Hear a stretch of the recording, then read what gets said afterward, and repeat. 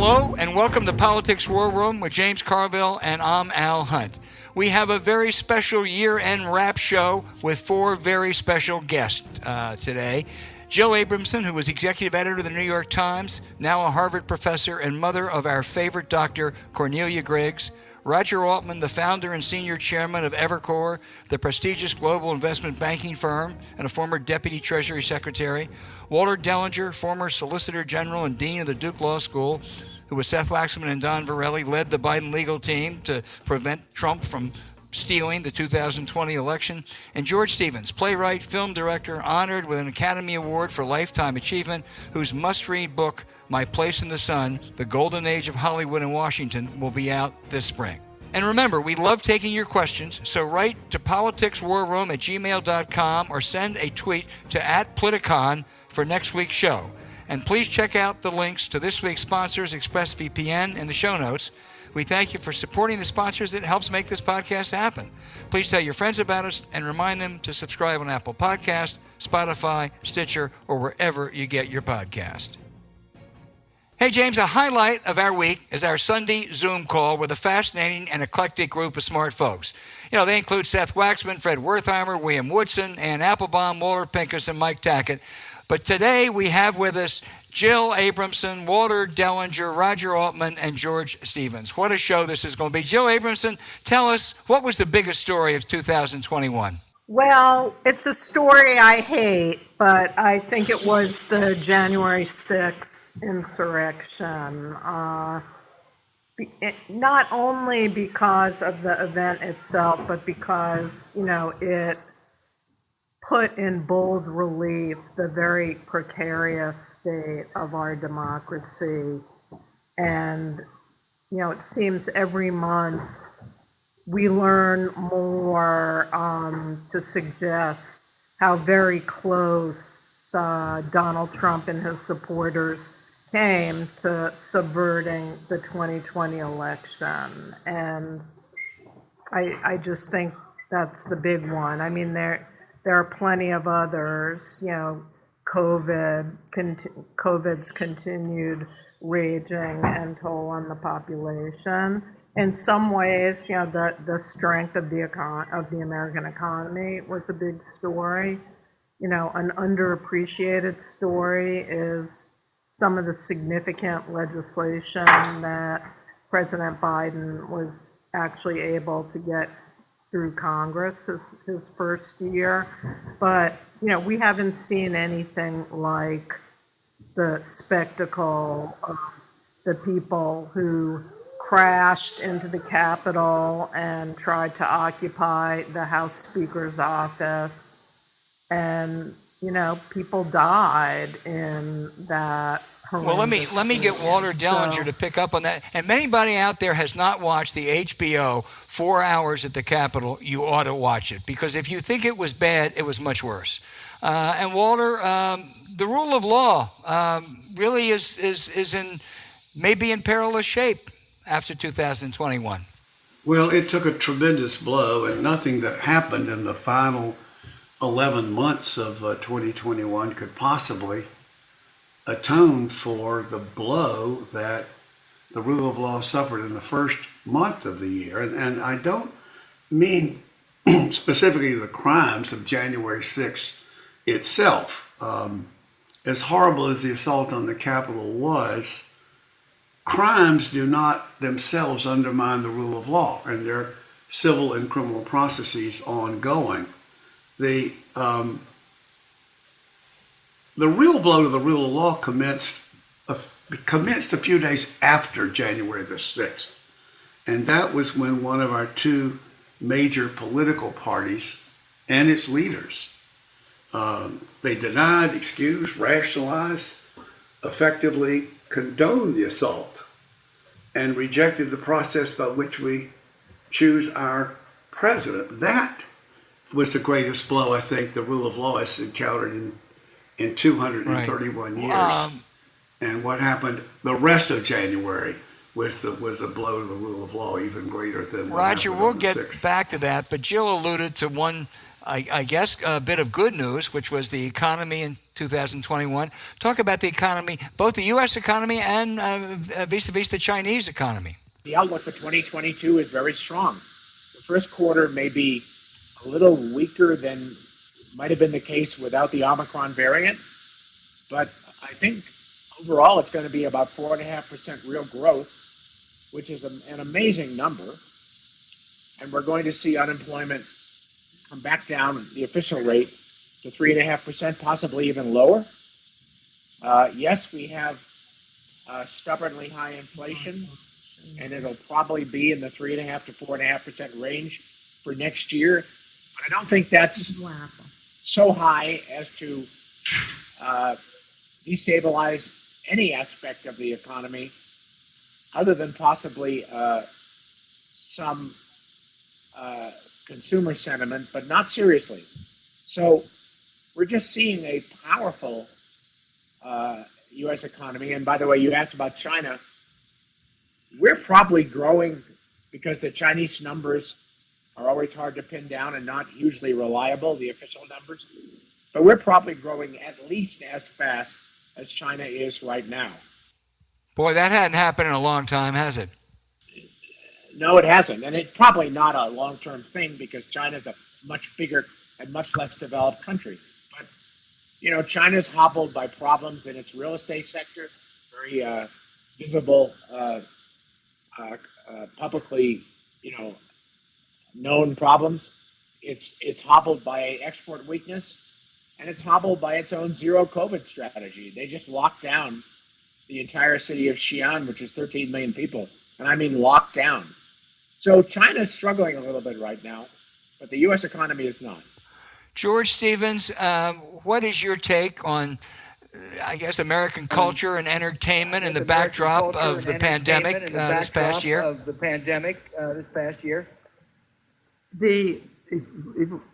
When you think about, say, New York, which is the sort of hub of American entertainment and culture, Broadway was closed for over a year.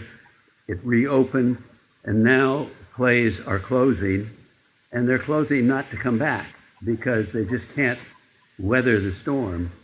And it's had such an effect on the people who give us the entertainment. And I'm not talking about the stars or producers, but you think of New York as a city full of dancers with so many dance companies, and young men and women come there and make their lives doing that in the American Ballet Theater, the New York City Ballet, Twyla Tharp, all of these dance companies. And suddenly their world ended. There was no work, and they really became out of work laborers. And that's true on Broadway. So, and that I described New York, but it's the same true in other cities. So the personal human factor has been huge, and I think that's one to pay attention to. Let's turn to the star of our Sunday Zoom call, the self-described professor of trashology. I hope I pronounced it correctly. Dr. Carville, take it away on politics or anything else. Well, I have one question for the group. Bill Parcells famously said, "You are what your record says you are." All right? We're 2 years into this pandemic, 1 year into this administration, 44,000 deaths being projected. No one can get a test. The CDC honestly doesn't know whether to wind its butt or scratch its watch. Every day you're coming out with some other recommendation. Why shouldn't Joe Biden fire Dr. Fauci and Dr. Walensky? And anybody that has to do anything with mass distribution or anything else. This is not an acceptable record. I'm sorry. Please feel free to defend. Okay, Jill Abramson, fire Dr. Fauci and Dr. Walensky?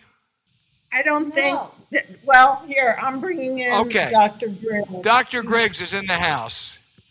So, Dr. Fauci is brilliant. Like, he's just, even before COVID, the most well-regarded, well-respected infectious disease doctor in the country. And the thing about science happening in real time is that things do change and our knowledge evolves.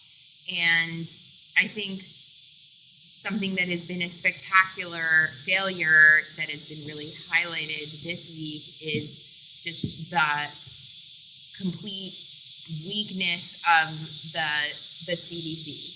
And I think it's really unfair to say that Rochelle Walensky should take all responsibility of that because she was put in charge of what was already a failing organization that had been completely impotent throughout the pandemic prior to her taking charge. So it's really hard to say like whose head should roll for what I perceive now to be like a spectacular failure on the part of our government to convey a consistent message to our public and to provide any sense of confidence or reassurance that things are being handled thoughtfully and confidently at the level of organizations like the CDC. I mean, I've had a good chuckle at all the CDC memes this week, but I think any shred of credibility that they had with people who were hanging on is gone, obliterated as of this. Cornelia, what would you like to see done, right away, immediately? I mean, I'd like to see some real, confident, speedy, real-time data on sequencing. Like, what are we dealing with? Is this all Omicron? It seems to be. And if we are so confident that these cases are going to be more mild, like, show me the evidence, show me the data. Is there enough to even make that judgment call right now? Like, the hedging, the hemming, the hawing, the inconsistencies, the changing of the guidelines, like the perception right now is that shortening of the isolation period to 5 days was done in corporate interest, basically to get people back to work and not in the interest of saving lives or protecting Americans. And that is a spectacular, marketing messaging failure. Even if the science and the data is sound that people are safe to go back at 5 days, it just seems so flippant and really invalidates the credibility of all of the doctors who've been urging our patients to take this seriously and to quarantine away from their loved ones and to upend their lives. And it just feels like everything that's happening this week serves to validate the hypothesis that this was all hysteria. And that for someone like me, who's taking care of sick kids, who's taking care of real people who died, who's held the hand of real family members as they were sobbing, losing their loved ones, who's talked so many of my friends who are staffing ICUs across the country, ready to quit and go start a Medi-Spa. I love it. It's just it feels like all of that has been undermined. Look, this is like Sunday. Everybody weigh in. Anybody? Roger, George, Walter? I just have a question. To what extent is CDC thought of as an independent agency? And if so, is that a bad idea, that it should be immune from, quote, political direction, unquote? I don't know the answer. I don't know the answer. Do you, Jill? No, I don't. Well, we'll come back to that. Let me change the subject just for a second. Roger, let's pick up on what we talked about earlier, the threats to democracy. You were talking about an Ann Applebaum podcast that you listened to the other day. Man, there's for all the good news about the economy, there ain't a lot of good news about democracy around the world, is there? Well, everybody has their own view of what the most serious problem facing at least the United States is. But my 2 cents is that this is by far the biggest one. This transcends COVID. It transcends economic issues. It transcends, frankly, various racial issues. And because if we lose democracy the way we think of it, we won't be able to make progress on any of those. And we'll lose the country we have known and loved. And 2022, the election of 2022, and in particular, the presidential year of 2024 are going to be very risky with enormous stakes in terms of efforts to subvert elections, suppress the vote, and try, on the part of very well organized factions, to turn this country into a conservative authoritarian state. And Ann Applebaum pointed out, which really stuck with me, that when a majority of citizens think that too much change is happening in the country too fast, demographic change, economic change, various types of social change, they often fall back on authoritarianism. So this is really right on the table. We could lose it. And it's incumbent on those who want to preserve it, and that's certainly everybody on this call and among the the roundtable, to get off their rear ends and do something, and that includes holding on to a series of offices in key states like Michigan and Wisconsin and Pennsylvania and Arizona and Nevada, where election certification responsibilities lie. If you lose the Secretary of State position in Michigan, and the Attorney General race in Michigan, and the election in 2024 in that state is really close from a presidential point of view, the other side will figure out ways to steal it.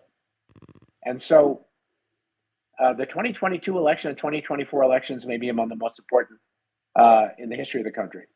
Walter and James, I want you both to jump in and talk about whether the Trump and January 6th people are going to be able to slow walk this and get away with it, and what should or what is Merrick Garland doing? James, you want to start?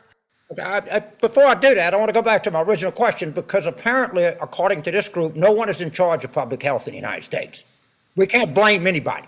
We don't have any testing. We got confusion, but it's a system that what can you do about it? Well, if there's nobody running the show, then tell us. Well, all right. Yeah, I mean, for better or worse, the Biden administration is in charge of managing COVID today. Right. And various types of criticism and unhappiness, objectively speaking, have to be laid at the feet of the Biden administration. So we 1 year into this, and you cannot find a test, but that's nobody's fault. We started out this testing, and the South Koreans testing. All right, we've had 1 year.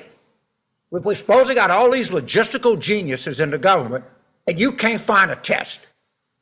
But I'll move on to the question. Well, I have made my point. Yeah, you have. But no one is accountable for anything. Well, go ahead.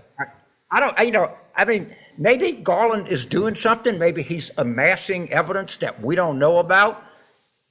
But we just went through a 4-year crime spree in this country, and I don't know. It doesn't seem like the Department of Justice is that very upset about it. But I don't know, because I mean, I defer to Walter, who's been there, or people who know more than I do. Maybe they're doing something that I don't see. But on the surface, I think they have a rather cavalier attitude about all this. Well, I hope that's not fair, James. It could be that Merrick Garland's 30 years as a judge didn't prepare him for the rough and tumble of modern political life. He's been sequestered in the courthouse building for 3 decades. But I think I look forward to 2022 being Merrick Garland's year. I think he's going to call them right. He's being very careful. He's not watching the clock of when the midterms are.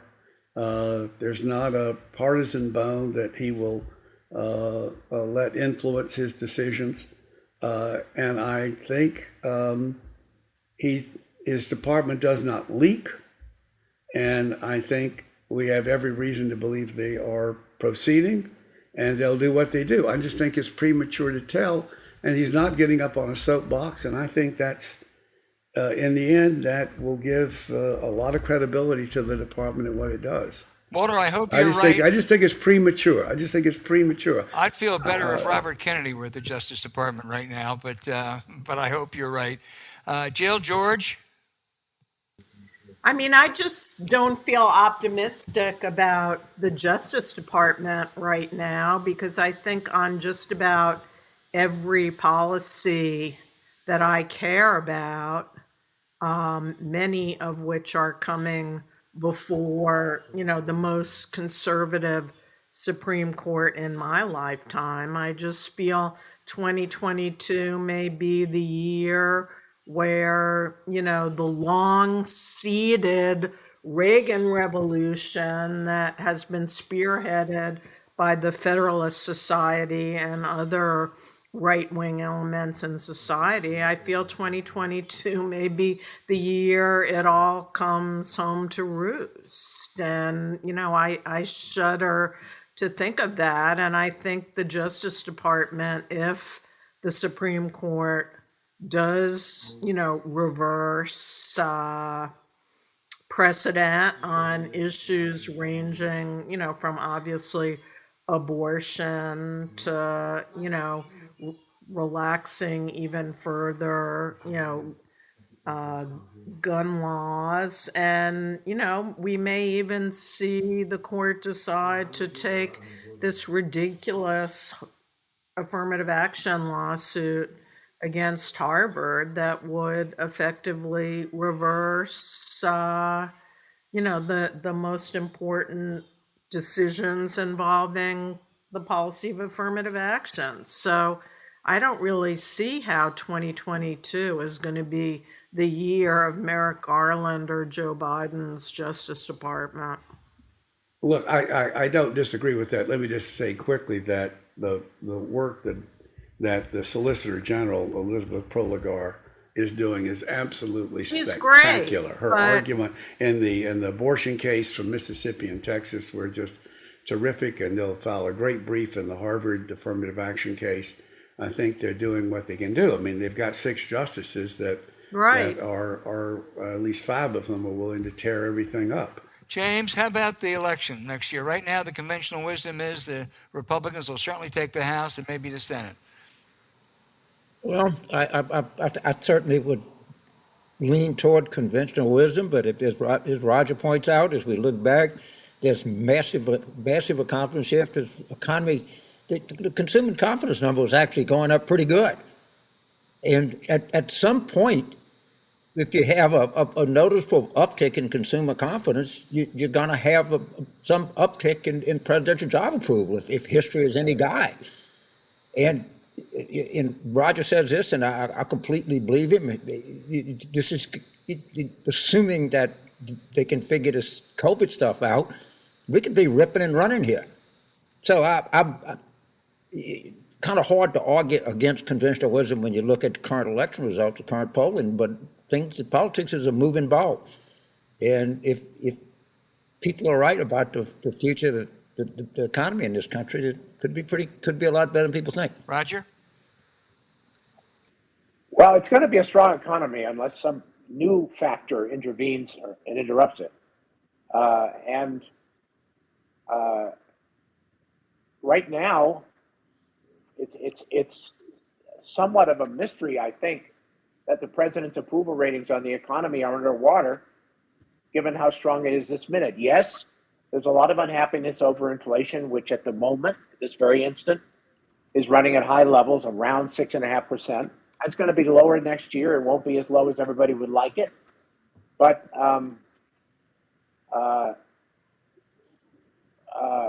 workers in this country, in the lowest quintile of wage rates and the second lowest quintile, are ahead this year, even after inflation, because we're seeing a labor shortage in reality, and wages are going up as a result, which is, God knows, a welcome development.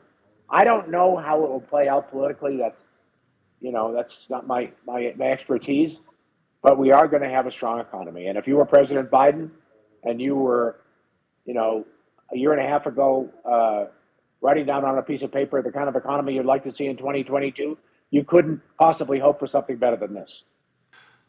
Let's turn to the other guy, Donald Trump. Everybody weigh in. Donald Trump is on December 31st. Is he stronger or weaker than he was last January 21st?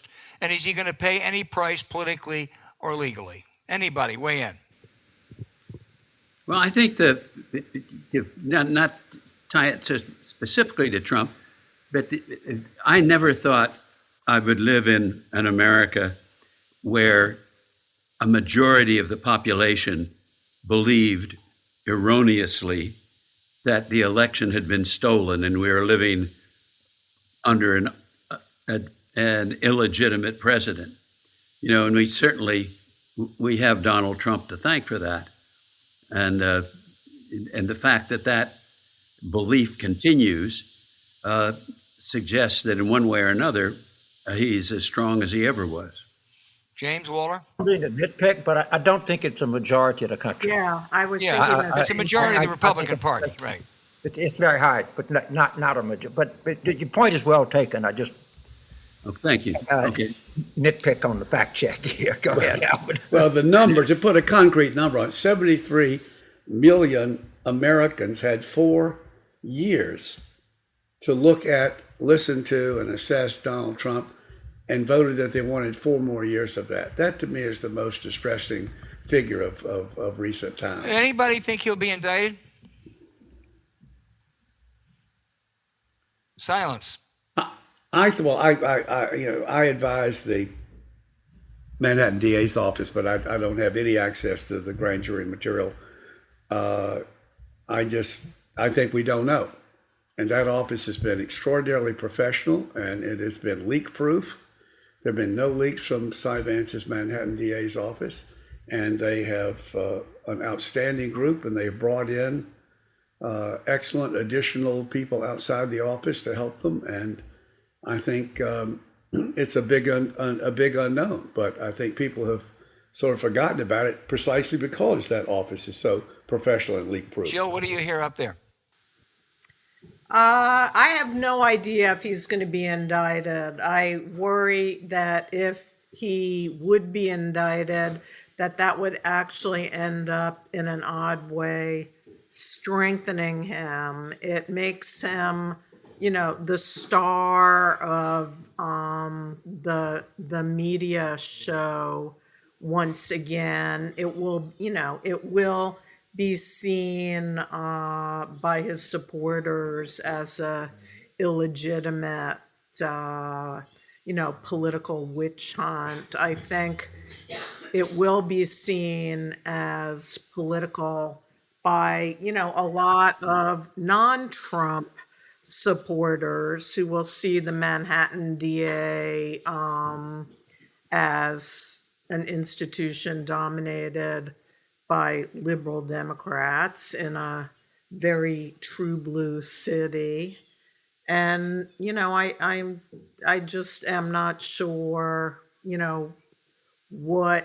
that it would weaken Trump other than the possibility that he would actually be sent to jail, which I think is a very, very slim and remote one. James? Well, on going to jail, just let me add, you can imagine the Saturday Night Live skit, because presidents have a statutory entitlement to Secret Service protection for the rest of their lives. So I can see the guys with the earpieces going, orange package to cell block 12, orange package to cell block 12, come in. I mean, that is itself hard to imagine. James?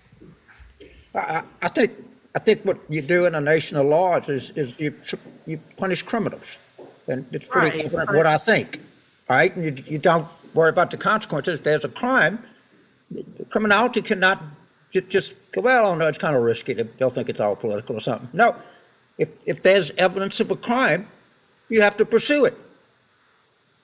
Period. Well, no. There's no excuse for allowing criminality to go unpunished. Well, I think we all can agree on that. But if he's indicted, James, do you think it could redound to his advantage? Or do you think that depends on it. You say that. First of all, how strong is the case? It's one thing, if you indict a ham sandwich, okay? It's another thing if you can lay it out in a way, and people will see, and it'll be 12 people, but it doesn't matter. If there's criminality, you have to go after it. There's no excuse for it. You lose the whole game. It can't be something, that's a kind of 70-30 kind of case, but if it's clear, then put it out. You can't let this go. You just can't. Look at what we let go. We're trying to let go on January the 6th. I mean, it's a massive act of criminality. And you just can't let it go. I'm sorry. Anybody else want to weigh in on that? Roger, George? Okay. Jill, let me ask you, I must admit, I don't understand the modern media. I am old school. But I just read Evan Osnos' fascinating piece in the New Yorker on a guy that I barely knew. Dan, is it Bongino? He's the new Rush Limbaugh, and at one point he said he has a bigger audience than CNN, MSNBC, Right. and others combined. I mean, that right-wing media is a real force.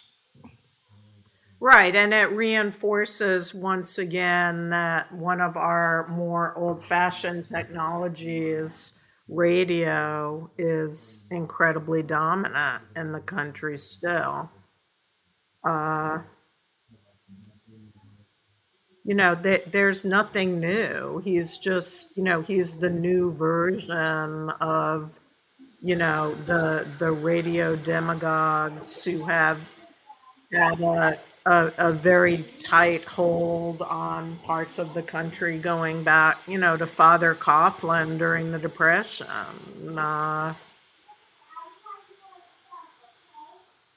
I've got a question for George, but who's got something else they may want to bring up first? Anybody?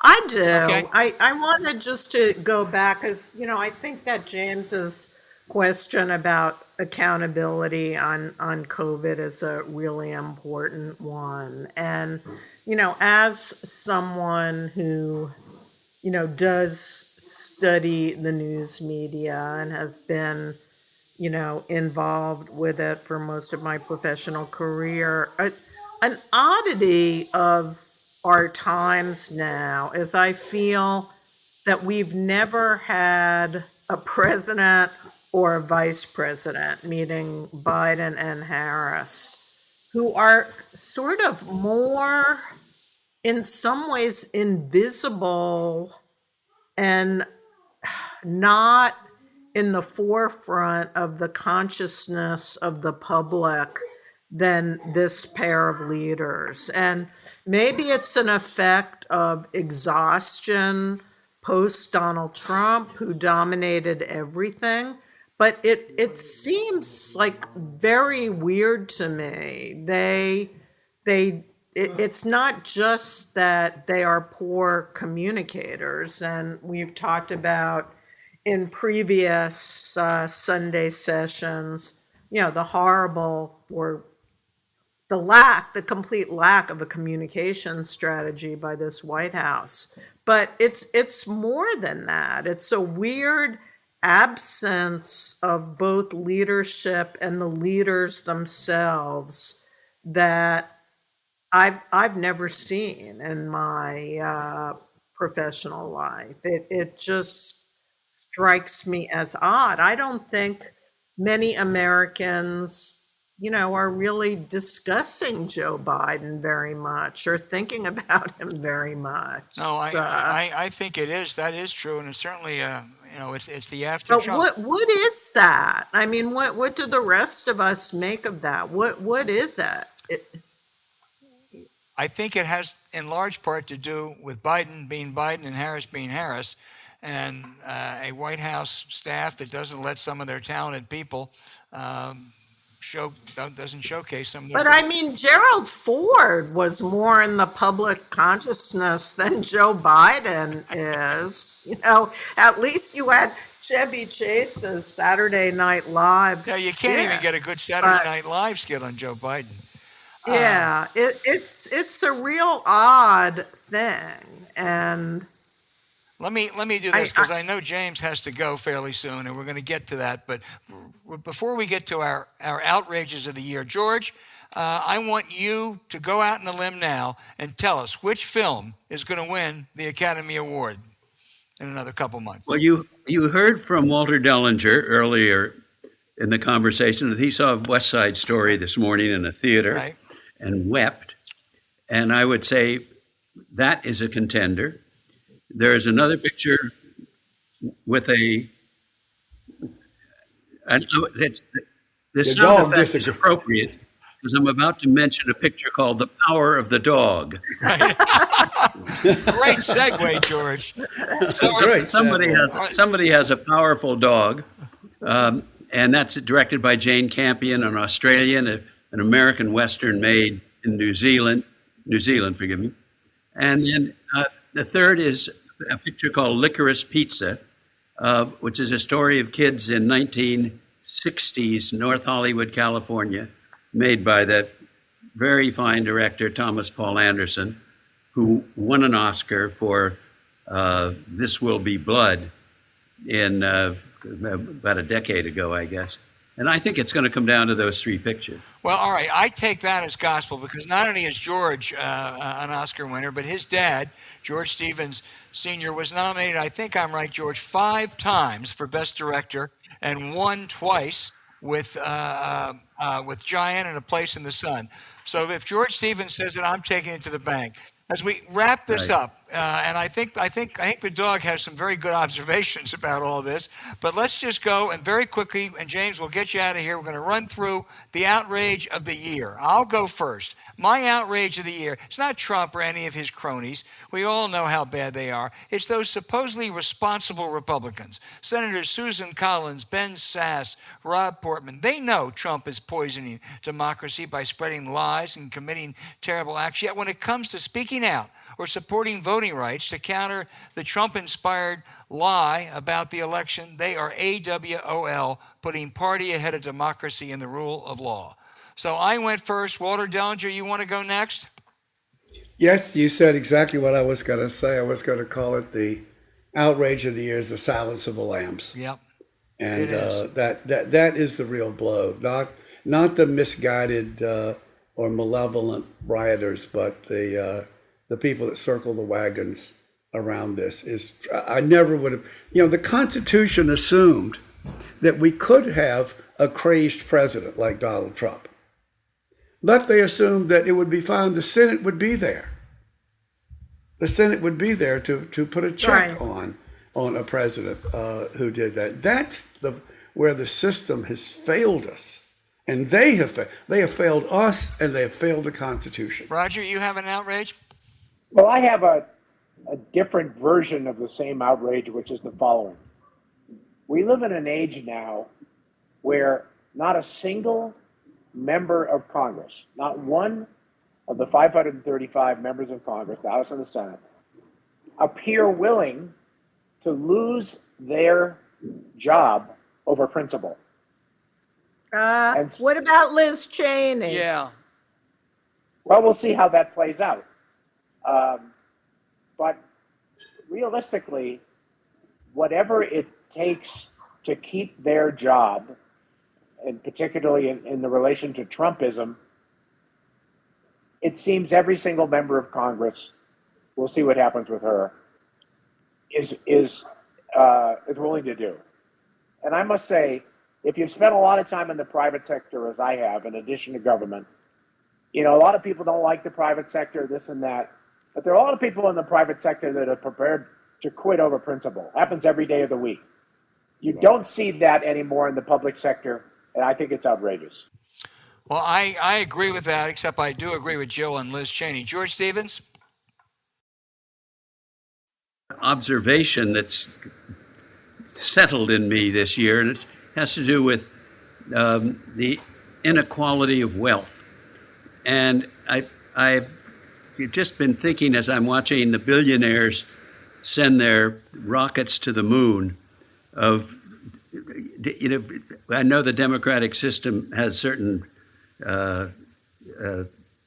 values, But do we really, should anybody be a billionaire? And should this whole idea of multi-billionaires, and we also have the experience of them getting divorced and making dual multi-billionaires. And it's that the expenditure of wealth is that great amount of money rests in so few hands. I think it says that there's something wrong with our system. I think that's a great one, George. And my outrage was going to be the immediate disappearance of, raising taxes on the wealthy. It was a kind of cornerstone of the 2020 campaign for the Democrats, and it flew off the table with incredible speed from, the big Build Back Better proposal. The lobbying brigades, put a knife in the back of that, and it went off the table and, hasn't been seen since. And I think that's an outrage. You're so right, Joe. The Reverend Al Sharpton lobbying against ending the carried interest loophole for millionaires and billionaires. James Carville, wrap it up. What's your outrage? We have the greatest criminal assault since Fort Sumter. How can you get any more outrageous than that? I mean, come on. They're 4 hours at the Capitol. They almost lost the whole thing in the breezeway that the president comes out of. This is the outrage of the century. No, go further back. It's our own people. I mean, how could you get anything worse than this? If you watch that movie, it's 20 times worse than you think. It is. Yeah. It's just awful. There's nothing. It's breathtaking, staggering. That segment, the battle for the tunnel, is just the most. I mean, this is HBO. It's HBO. 4 hours at the Capitol. It's only about an hour and a half, but it's just that focus on the battle for the tunnel. I mean, that just tells the whole thing. And they were. Anyway, if I want to wish everybody out there a happy 2022, it's going to be better. It really is, I hope. I don't know why. But Jill Abramson, Walter Dellinger, George Stevens, Roger Altman, thank you very much. You will all join us at various times next year. Thanks. Happy New Year. Thank you, Al. Happy Bye-bye. New Year. Happy New Year.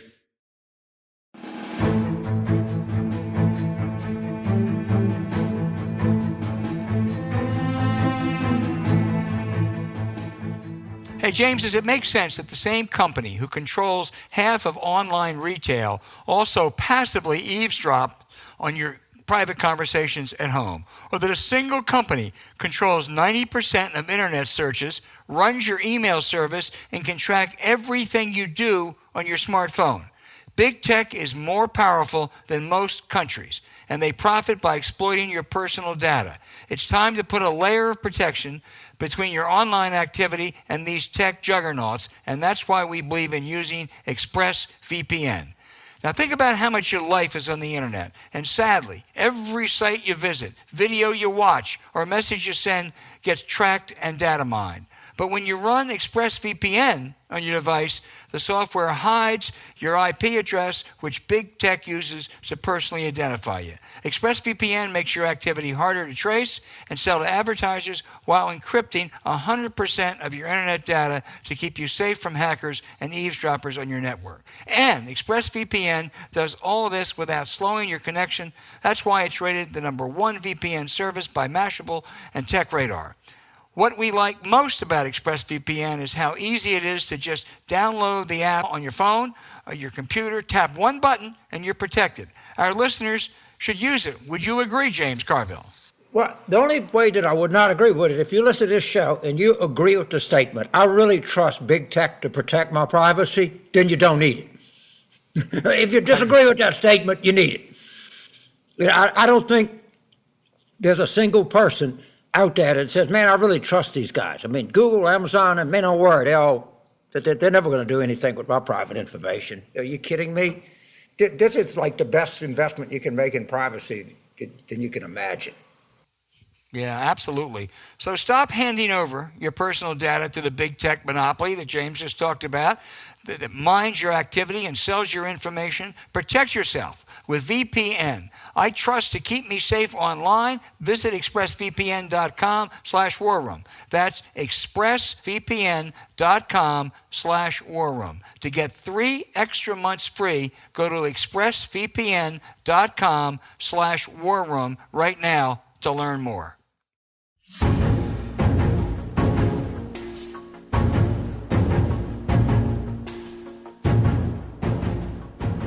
Hey, thanks for listening to Politics War Room with James Carville, and I'm Al Hunt. Don't forget to send your questions to us by email to politicswarroom@gmail.com or tweet them for next week's show @Politicon. Following this episode, we'd appreciate it if you'd check out the link to our sponsor ExpressVPN in the show notes. We thank you for supporting them. When you do, it helps make this podcast happen. To keep up with us, subscribe to Politics War Room on Apple Podcasts, Spotify, Stitcher, or wherever you listen. Please rate the show with a 5-star review. We'll be back next week as we turn into another year and continue our war room planning.